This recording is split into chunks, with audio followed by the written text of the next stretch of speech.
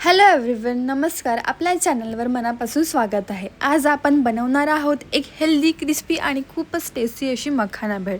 ही recipe अगदी 10 मिनिटात तयार होते आणि संध्याकाळचा स्नॅक किंवा हलकी भूक लागली असेल तर एकदम परफेक्ट ऑप्शन आहे.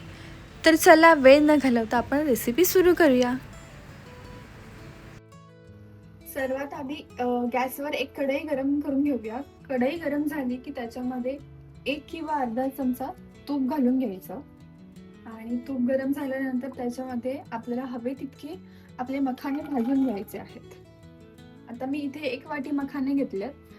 आता हे मखाने लो ते मीडियम फ्लेमवर 4 ते 5 मिनिटे सतत हलवत रोस्ट करायचे आहेत.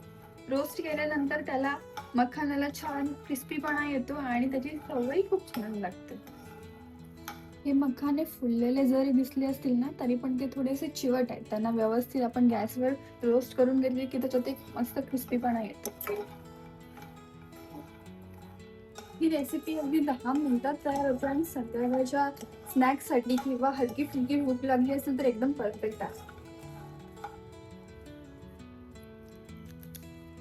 मखाना आपला व्यवस्थित भाजला गेला आहे.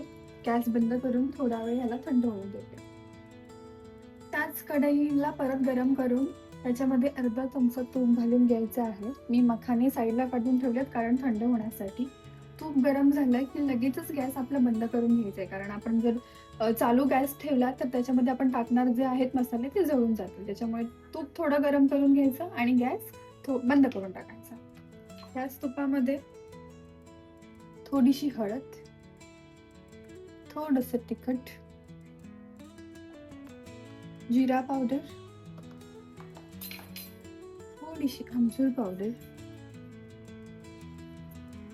आणि आपला चाट मसाला. बंद गॅसवरच आपले मसाले परतून घेऊया.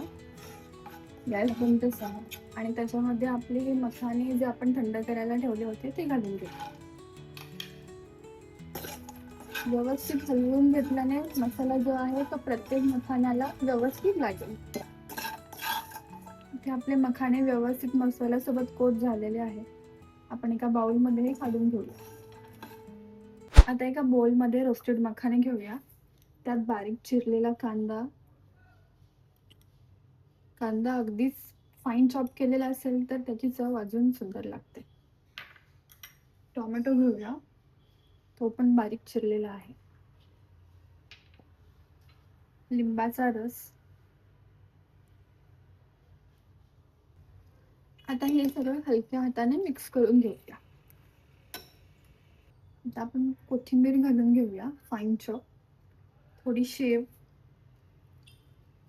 पुन्हा हे आपण मिक्स करून घेऊया. तर तयार आहे आपली हेल्दी मखाना भेळ. ही रेसिपी तुम्ही एकदा नक्की ट्राय करा आणि कमेंटमध्ये सांगा कशी वाटली आणि व्हिडिओ आवडला असेल तर लाईक करा.